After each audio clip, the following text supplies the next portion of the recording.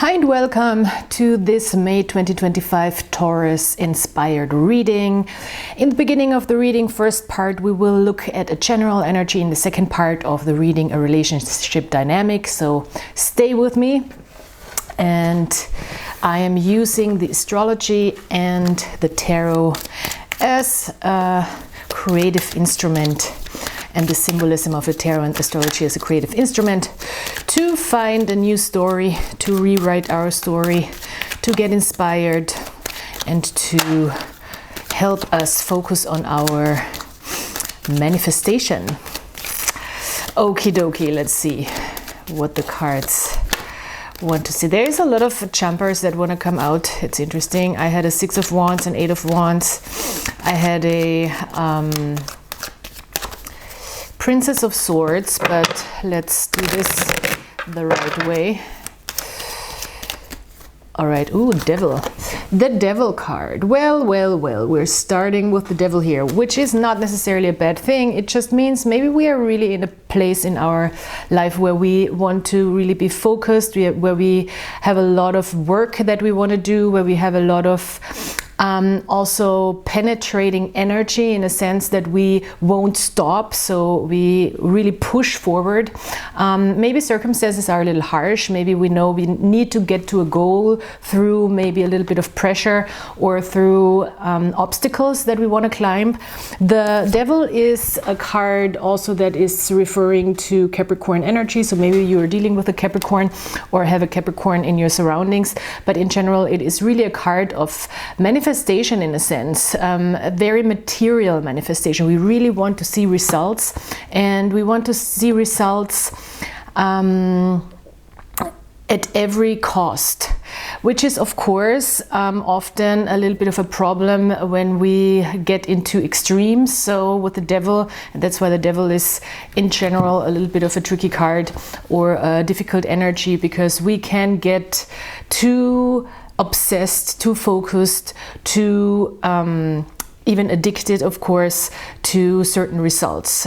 It is when we want to get to a goal, it can switch around and the goal can start controlling us. So it is a controlling energy, therefore it is a binding energy, and it is not necessarily a very free energy. So this is a little bit of an opposite thought of freedom from restrictions. It is restrictions put onto us, very physical restrictions as well, in a sense that we ourselves put ourselves into circumstances that can control us and let circumstances control us, that we kind of get bound to. So this is not necessarily a bad thing. As I said, it can be quite beneficial when we are working on a project and we really want to get to a goal, when we're working to really get further in life, to build, to do things with a certain super focus or with a lust for result. So it is quite a lustful card. And we also get with the Devil, that is one of the interesting things, we get the kick also, we get kind of the hormonal kick. We get a really like a substantial, in a sense of a substance in our brain, gives us a kick that we want to continue, and that is the danger, because it can get us addicted. So it's also workaholics, for example, fall under the Devil energy, or everything that just is building up that dopamine kick. I want to say, I think it's very dopamine driven card, to get us bound to a thing. So we want to make sure that we are channeling this type of energy, this obsessive energy, into the right direction, and we don't get stuck in activities or in environments that really don't serve us, like, for example, getting addicted to your phone too much, or substances, or it could be porn addiction, it could be a TV addiction, it could be it's everything that just keeps us bound, and it becomes kind of like controlling over us. But yeah, in general, the Devil can also be read as a very productive energy when we really want to reach a goal, because we're very obsessive and specific and clear of where we want to go. We just want to make sure that we don't just want to go for the sake of exhausting ourselves or proving something to ourselves. All right. The Star card, I like that, and it wants to come a little bit more into the future energy, or what we are walking into. We're walking into a place, maybe this devil energy helps us to walk into a place of more peace, of more acceptance, and we've needed, or we need this energy right now to arrive at that place. We know we might have to go through a difficult path or a difficult stretch of our path, and we need to kind of push through that we can arrive out on the other side.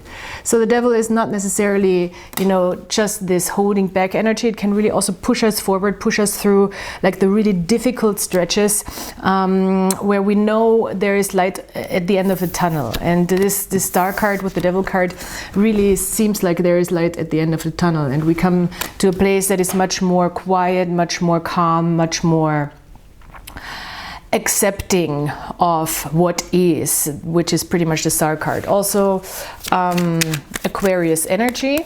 I love that there's 2 major arcana. We do have 2 major arcana.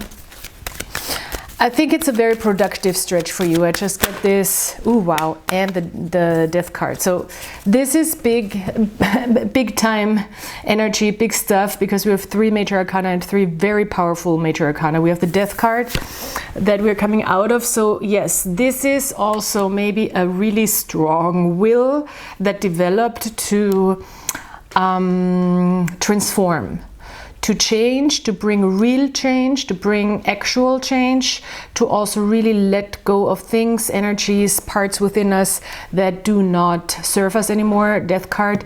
It might have been a slow transformation. The devil seems like it's the last push forward into this new space of acceptance. With the Death card, I do love the Death card because it is so multi-layered, and you can talk a really long time about it. It stands for the sign of Scorpio, which means we go into the depths of the self to really find what is not serving us anymore, and inviting death. Death on of course more metaphorical scale, where we really lose parts of ourselves for good, so we can move forward, so we can build fertile ground. And this transformation, this process of death, as I like to call it, it's like a dance. It's not a sudden thing. It's not something that we just cut off like surgery and then it's gone. It is a more organic, a more slow, a more sustainable process, where things really are allowed to transform and integrate in a different way, and where we build new ground that new things can grow. The Death card, it's such a deep symbolism, and I will at some point make more deep diving videos about all these major arcana in the Crowley deck, because there is so much going on here that I cannot even pack into this video. But one of the most important points here, I think, that he is spinning these new stories with these new spirits that are right in front of his scythe here, and he is at the same time cutting old ghosts here underneath him, right underneath him, and spinning these new stories with these new characters, with these new visions also, or imaginations, concepts coming out of his higher self, coming from spirit, that are working with him towards the future. There are the seeds that he's planting in his mind, or that we are planting in our minds, to really make these new versions of ourselves possible and appear. And we have this help from the eagle here, which is also a Scorpio symbolism in the highest sense, when the transformation is complete, which really speaks of the higher mind, and the spirit also helping us to form these new cycles, to gain a little more control over these new cycles that we want to build, over these new stations of life that we are drawing in. It's a very beautiful card, and it's a very deep card, but all in all, it's really helping us to on many levels, and it's a water card, it's an emotional card as well on many levels, really to let this transformation happen, not just like in our mind, not just like in our reality, but also in a deeper sense within ourselves. And it seems like there is really this big moment for you with these 3 major arcana, and we do have the Taurus card on the bottom of the deck, which is beautiful, the Knight of Pentacles, who is really looking into the future from a very stable place, and understands that he has the grounding and he has the standing, that he can also call in all these intense energies and work with them in a physical reality. All right, wow, this is something here, Taurus. Let's see what we have for relationships. Please check out the description box for everything you need to know. Please subscribe, like, comment. Of course, I look at the comments as often as I can, and I'm excited when people leave me their opinion, their feedback, or just some good energy. So thanks. And you can also find a couple of things in the description box how you can support me or this channel, or how you can, of course, also get in contact for a reading or any offers that I have. Okay, so relationships. I do the other person and you. This other person is a person that you are close with in general in these readings. It doesn't have to be romantic. We have a Page of Wands in the reverse. Well, if this is romantic, I would say handle with care, because a Page of Wands in the reverse is kind of a very immature type of character. It's kind of the most immature we can get to. So if you're in dating, beware what's going on here, because somebody doesn't know what they want, but they're acting like they have it all figured out, and they're in and out. It's like, it's not great. I'm not going to sugarcoat this. The Page of Wands in the reverse is risky business. They don't really know how to get what they want. They're still trying. They're playing around. They're playing around too much. They're gonna get hurt or gonna hurt somebody else. If you're dealing with a teenager, like a child, son, daughter, in between, it doesn't matter. This is a time where we really want to pay a lot of attention, because it could be hormonal, you know, like shifts with a lot of testosterone that is destructive. It can be destructive, so we want to be sure and make sure that we have an eye on things. I'm not quite sure. I will draw a card now for your side, but it seems like this is somebody who does not really know how to take care of themselves for some reason. For me, could be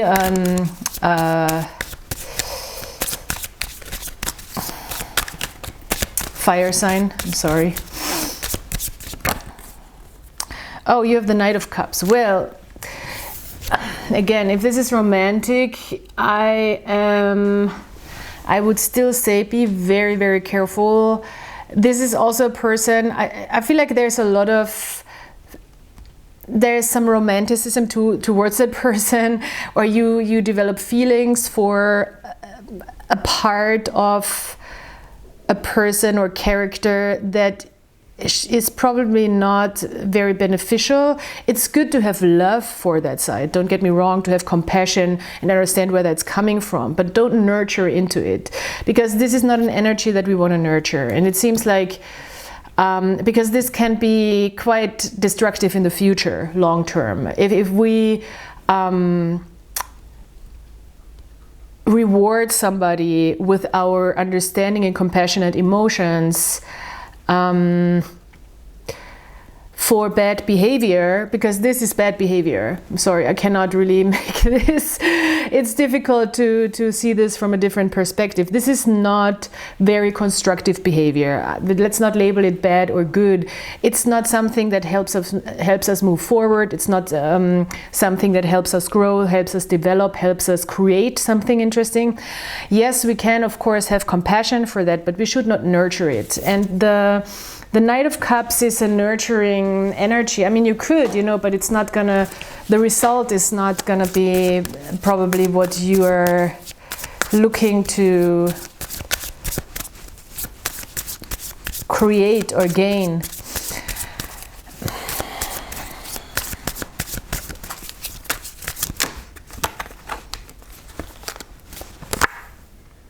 Eight of Pentacles in the reverse. Yeah, the Tower in the reverse. I think this could be a realization from the within that it's just impossible. We can have compassion for a person who is acting like that, but it's impossible, as I said, to build, to focus, to work on something. Eight of Pentacles in the reverse. To also make things happen, you know, when somebody is just like acting up or just constantly distracted by their own ego or by their frustration or anger or whatever it is. It's like it could be quite a frustrated card. It is just impossible to work with a person like that, you know, whatever that person means in your life. If it's a romantic thing, we cannot really focus on having results in the relationship and having very specific results. With the Eight of Pentacles in the reverse, I like it in a way that we are like, okay, I have the compassion for it. I'm still gonna feel loving towards this situation, but I'm not gonna put any of, I'm not gonna invest into that type of energy right now. If you're coming out of that stuff, if you figure it out, I will be here, I will be understanding, especially if it's a child, you know. I will be compassionate, but I will not pour into that behavior.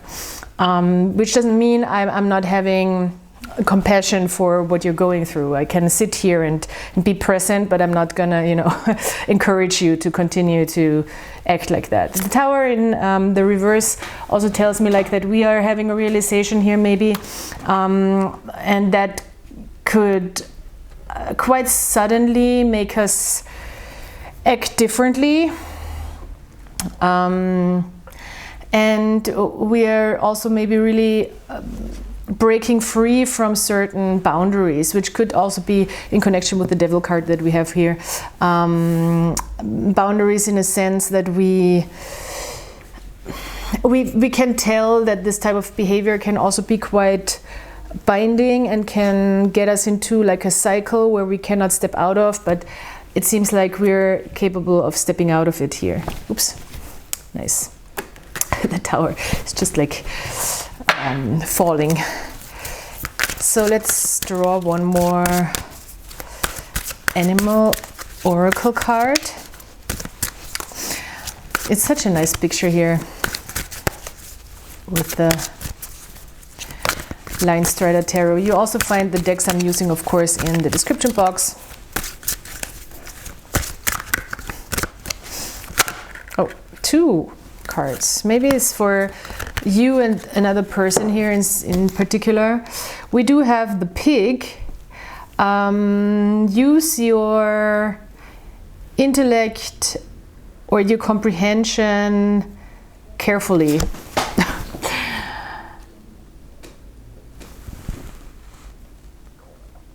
Yeah, be aware how you use your thinking. It's in German, those cards.